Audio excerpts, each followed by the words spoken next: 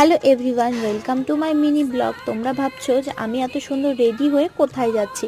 কোথাও যাচ্ছি না, গিয়ে তো ছিলাম দিদির বাড়িতে। আর আজ হচ্ছে ছট পূজা। দেখো কি সুন্দর দিদির বাড়ি থেকে পুরো গাজল শহরটা দেখা যাচ্ছে।